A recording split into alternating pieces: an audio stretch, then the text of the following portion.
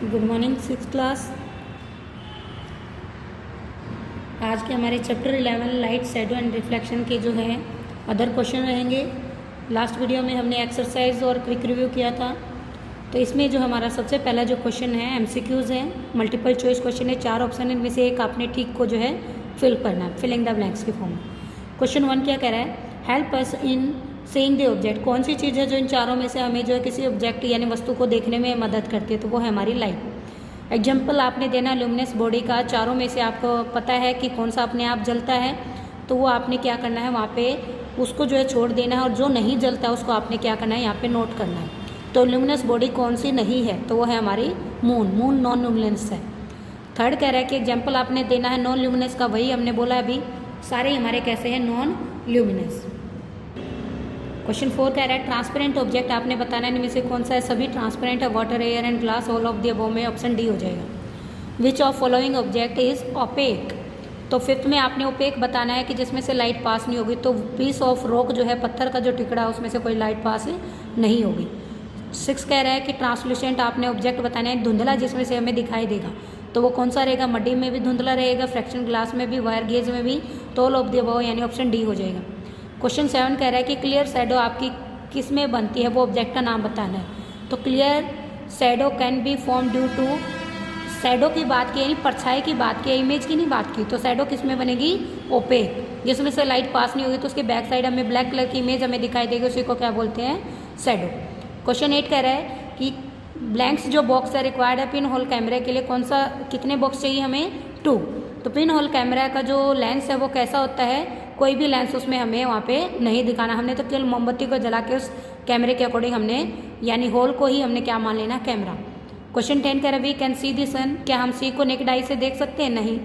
क्या हम स्पेक्टिकल के साथ देख सकते हैं या पिन होल कैमरा से या टेलीस्कोप से, तो हम यहाँ पे किसके द्वारा देख सकते हैं, पिन होल कैमरा यानी लकड़ी का जो बॉक्स होता है उसके थ्रू हम इसको देख सकते हैं। क्वेश्चन 11 कह रहा है कि जो हमारी इमेज है पीपल की, जो वॉकिंग रोड पे जब चलता है तो वो कैसी होती है, पिन होल कैमरा से जब हम देखेंगे तो वो उल्टी होगी यानी इनवर्ट। जो इमेज बनेगी प्लेन मिरर में वो कैसी होगी, स्ट्रेट होगी और सेम साइज की भी होगी। तो जो लाइट होगी क्लेडोस्कोप यानी एक ऐसा है जिसमें रंग बिरंगी ज़्यादा चीज़ें हमें दिखाई देती हैं, तो वो किसकी वजह से, हमारा रिफ्लेक्शन की वजह से। Question 14 shadow of tree is longest. क्यों होती है ट्री की शैडो लॉन्गेस्ट, तो हमने यहाँ पे देखा है कि जो हमारा ऑप्शन ए है एट द टाइम सनराइज में ज़्यादा लंबी होगी, और एट नून यानी दोनों हमारे ऑप्शन जो है यहाँ पे क्या होंगे, सनराइज पे और सनसेट पे, दोनों पे उसकी इमेज बड़ी बनेगी। क्वेश्चन 15 कह रहा है, क्वेश्चन 15 में क्या करना है कि इमेज जो प्लेन मिरर में बनती है तो वो कैसी दिखाई थी, लेफ्ट साइड राइट में चेंज हो जाएगी और राइट साइड लेफ्ट में, यानी साइड जो है रिफ्लेक्शन यहाँ पे हो जाएगा। तो ये जो इमेज है किसी बिल्डिंग की जब पिन होल कैमरे में हमें मिलती है तो वो कैसी होती है, तो इमेज जो है स्मॉल हो जाती है और उल्टी यानी इन्वर्टेड हो जाती है। तो किसी भी कमरे के अंदर हम बैठे हैं, वहाँ पे हमने इलेक्ट्रिक बल्ब जो है जलाया हुआ है, सीलिंग फैन भी जलाया हुआ है, तो डोर जो है अपोजिट साइड पे वहाँ पे मूव करता है, ये किसकी वजह से, तो बल्ब हमारा जो है सेम वॉल पे अपने आप जो है डोर की साइड पे हमें ये दिखाई देता है, अपोजिट हमें दिखाई देगा। वेरी शॉर्ट क्वेश्चन है। व्हाट इज़ लाइट, तो अभी आपने देखा था किसी भी चीज़ को जब हम मानते हैं कि वो चीज़ हमें दिखाई दे तो वो किसकी वजह से दिखाई दे रही है, लाइट। लाइट एक सोर्स है जिससे हमें किसी ऑब्जेक्ट को विजिबल रख सकते हैं। तो हमने 4 जो है man made sources of light की बात करनी, electric bulb, torch, candle and electric tube. 4 जो है नेचुरल सोर्स ऑफ लाइट बताने हैं जिसमें हमें जो नेचर में, प्रकृति में हमें जो लाइट देते हैं, सन है, स्टार है, फायरफ्लाई है, रेडियम है, ये हमने जो है यहाँ पे नेचर के अंदर मिलते हैं, ये हमने बनाए हैं। तो आदमी के बनाए हुए ये 4 और ये अपने आप मिलते हैं प्रकृति में, तो वो चारों अलग अलग जो है क्वेश्चन बन गए हैं। तो name some cold sources of light. तो कोल्ड सोर्स यानी जिससे हीट प्रोड्यूस नहीं होगी वो है हमारी CFL ट्यूब या radium. Does a glass stove flame emit light. क्या ग्लास स्टोव भी, गैस का जो स्टोव है वो लाइट एमिट करता है, तो हमने देखा कि वहाँ से ज्वाला निकलती है, यस। गिव एग्जाम्पल देना, लिविंग ऑर्गेनिज्म का जो एमिट करता है लाइट, अभी हमने बात की थी फायरफ्लाई, तो वो एक जुगनू है जो रात को हमें चमकता दिखाई देता है, एक जो है इंसेक्ट होता है, उसी को हम यहाँ पे ऑर्गेनिज्म भी बोलते हैं। But are the transparent object, तो ट्रांसपेरेंट ऑब्जेक्ट कौन से होते हैं जिसमें से चीज़ें हमें इजीली हमें जो है लाइट के अकॉर्डिंग ऑब्जेक्ट दिखाई दे। 2 एग्जाम्पल आपने देने ट्रांसपेरेंट ऑब्जेक्ट के, ग्लास एंड एयर। क्वेश्चन 9 कह रहा है but are the non transparent object. कौन से हैं जो नॉन ट्रांसपेरेंट, ट्रांसपेरेंट होता है लाइट गुजर जाए, जिसमें से लाइट ना गुजारी जाए यानी कैन नॉट पास, वो क्या होंगे हमारे नॉन ट्रांसपेरेंट। तो नेम आपने राइट करना है नॉन ट्रांसपेरेंट ऑब्जेक्ट का, वुड है, स्टोन है, वॉल है, कौन से ट्रांसल्यूसेंट ऑब्जेक्ट होते हैं जिनमें से हमें धुंधला दिखाई दे, लाइट पास हो जाए बट धीरे धीरे होगी, थोड़ी होगी, स्प्रेंगली होगी। तो नेम आपने लिखना है ट्रांसल्यूसेंट ऑब्जेक्ट का जिसमें से हमें धुंधला दिखाई दे। ऑयली पेपर होता है, स्क्रैच ग्लास होता है, उसमें से हमें धुंधला दिखाई देता है, translucent. How does the light travel, straight line में हमें ट्रेवल की थी हमने लाइट। प्रिंसिपल क्या है पिनहोल कैमरे का कि कोई भी चीज़ जब हम दिखाई देगी तो उसमें से लाइन हमेशा कैसे आएगी, हमारी लाइट स्ट्रेट लाइन। तो जो हमारी प्रॉपर्टी किसी भी इमेज की जब पिन होल कैमरा में बनती है तो वो कैसी बनी थी, अभी बिल्डिंग का भी लिया था हमने, तो रियल बनेगी, इन्वर्ट बनेगी और साइज में स्मॉल बनेगी। तो फायरफ्लाई जो है वो लाइट जब देती है तो वो सोर्स कोल्ड क्यों है, ठंडी लाइट क्यों देती है, तो वहाँ पे हम मानते हैं कि उससे जो है हमारा जो है एनर्जी तो मिलती है बट उससे जो एनर्जी हमें मिलती है वो लाइट एनर्जी होती है, ना कि हीट एनर्जी, इसलिए उसको क्या बोलते हैं, कोल्ड एनर्जी। यदि वो हीट एनर्जी देती तो हॉट एनर्जी हो जाता, बट ये क्या है, कोल्ड एनर्जी।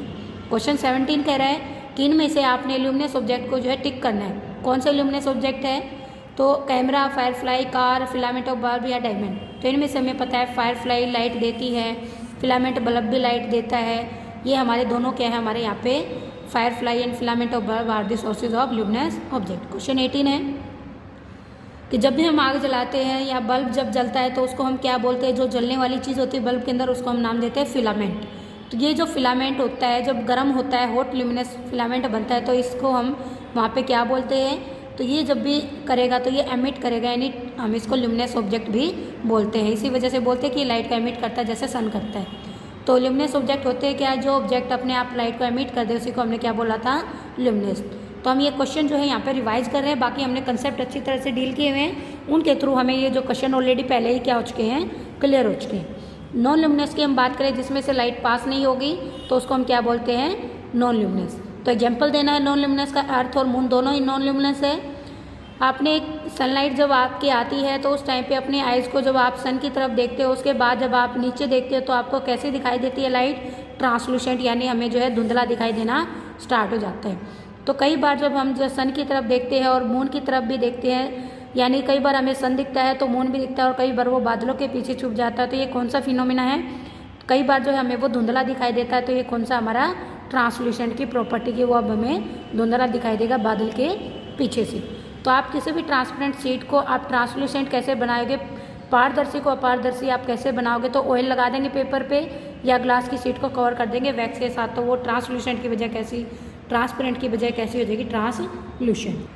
क्वेश्चन 26 है वेरी शॉर्ट में, give one point of difference between transparent and translucent. अभी किया देखिए, जिसमें से लाइट इजीली पास हो जाए ट्रांसपेरेंट है, जिसमें से लाइट पास नहीं होगी स्प्रेंगली यानी धुंधली होगी वही क्या है, ट्रांसलूसेंट। शैडो क्या होता है, हमने बोला था किसी भी मिरर के अंदर से जब लाइट पास ना और उसके अपोजिट में जो इमेज हमें ब्लैक कलर की दिखाई देगी वही क्या होगी, शैडो होगी, यानी ट्रांसपेरेंट नहीं होगा। तो जब नॉन ट्रांसपेरेंट ऑब्जेक्ट के अंदर से लाइट नहीं जाएगी तो उसके बैक साइड पे जो ऑब्जेक्ट हमें दिखाई देगा ब्लैक कलर का वही क्या होगा, शैडो। तो किसी भी मॉडल या आइडियल मिरर को हम क्या बोलते हैं, तो वो जो है कोई भी एब्जॉर्ब नहीं करेगा लाइट को, उसको हम मॉडल मिरर बोल सकते हैं। मिरर कभी भी जब असली का होगा वो कहीं लाइट को एब्जॉर्ब नहीं करेगा, केवल क्या करेगा, रिफ्लेक्ट बैक करेगा।